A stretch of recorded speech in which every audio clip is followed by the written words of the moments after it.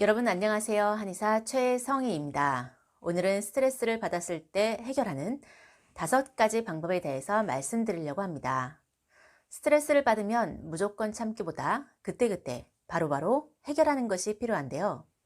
스트레스를 해결하지 않고 넘어가면 지금 당장은 괜찮은 것 같아도 부정적인 감정이 하루 종일 남아서 혼자 짜증과 화를 삭히며 내 기운을 소모하는 시간이 길어집니다. 또 스트레스가 반복되면 결국 소화도 안 되고 소변 볼 때 따끔거리거나 변비와 설사가 반복되거나 두통이 나타나는 등 건강을 해치는 신체 증상이 나타나기도 합니다.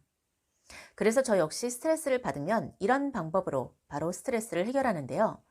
자, 그럼 지금부터 제가 사용하는 5가지 방법에 대해서 말씀드릴게요. 첫 번째는 스트레스를 준 사람과 장소를 잠시 벗어나는 것입니다. 직장에서 상사에게 혼나거나 동료와 마찰이 일어났다면 스트레스를 받을 수밖에 없는데요. 이럴 때는 꾹 참고 자리에 앉아 하던 일을 하기보다는 휴게실에 가거나 잠시 건물 밖으로 빠져나와 사람과 장소의 전환을 시도하는 것이 좋습니다. 스트레스를 준 사람과 같은 장소에 있는 것만으로도 나는 계속해서 스트레스를 받을 수밖에 없는데요. 스트레스를 준 원인과 장소를 벗어나서 천천히 걷거나 신체를 움직이며 생각을 빨리 다른 것으로 전환하는 것이 효과적입니다. 열받거나 수치스럽거나 불쾌한 감정 등 부정적인 감정이 들 때는 빠른 시간 내에 다른 시각, 청각, 장소 등으로 전환시켜 부정적인 감정에서 빠르게 빠져나오는 것이 좋습니다. 둘째, 스트레스를 풀기 위해서는 나의 감정을 있는 그대로 인정해 주는 것이 필요합니다. 여러분들은 화가 났을 때 어떻게 하세요? 감정이 격해져서 큰 소리를 내거나 나쁜 말들이 튀어나오나요? 아니면 지금 당장 내가 화를 내면 팀 분위기가 안 좋아질까봐 무조건 꾹꾹 누르며 억지로 참으시나요? 직장에서는 대부분 이렇게 참는 분들이 많을 텐데요. 이럴 때 우리는 내가 감정에 있는 사람임을 먼저 인정해야 합니다. 화가 났을 때 화가 나는 것은 당연하다고 내가 나를 인정해 주는 것이 필요합니다. 그렇다고 해서 소리를 지르거나 욕을 하라는 것이 아닙니다. 화가 났든 짜증이 났든 분노가 올라오든 수치스럽든 어떤 감정이든지 간에 내가 나의 감정을 알아차리고 충분히 그런 감정이 올라올 수 있다고 스스로를 토닥거리며 인정해 주는 것이 필요합니다. 그리고 지금 나의 감정을 알아차렸다면 그 감정의 강도가 1부터 10까지 중 몇 단계에 해당하는지 곰곰이 생각해 보세요. 만일 내가 분노가 올라왔는데 단순히 숨만 몇 번 쉬고 심호흡만 하면 가라앉는 2나 3의 단계인지 혹은 머리에 압력이 차고 뚜껑이 열리기 직전인 9나 10의 단계인지 헤아려 보세요. 아기가 울면 엄마는 아이에게 바로 달려가 배가 고픈지 소변을 봐서 기저귀가 축축한지 대변을 봤는지 알아차리고 아이에게 필요한 것을 제공해 줍니다. 그러면 아기는 울음을 그치게 되죠. 이렇듯이 내 안의 아이는 지금 무엇을 원하는지, 어떤 상태인지 스스로 자신의 감정과 강도를 알아차리고 인정해주고 충분히 그럴 수 있다고 나 자신을 토닥토닥 해주면 그 생각하고 분석하는 시간 동안 감정보다 이성이 작동하게 되고 점점 감정이 가라앉게 됩니다.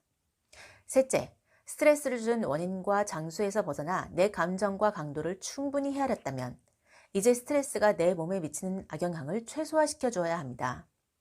스트레스는 어떻게든 내 몸의 생채기를 내게 되어 있습니다.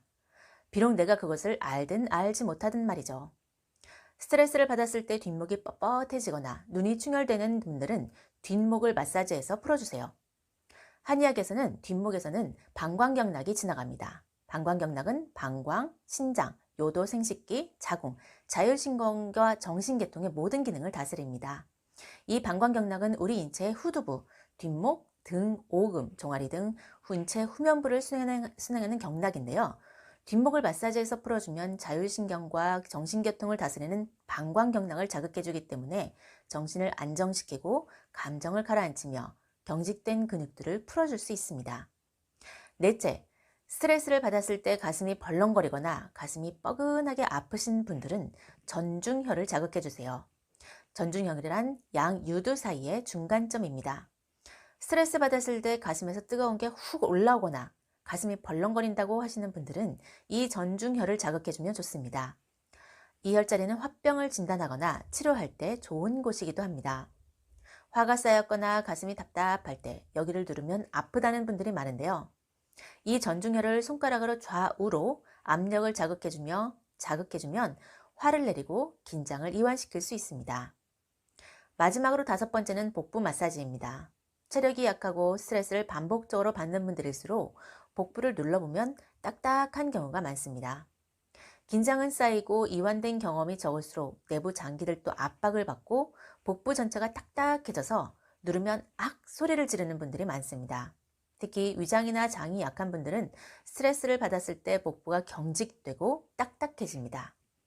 따라서 스트레스를 받았다면 복부 전체를 마사지해 주세요.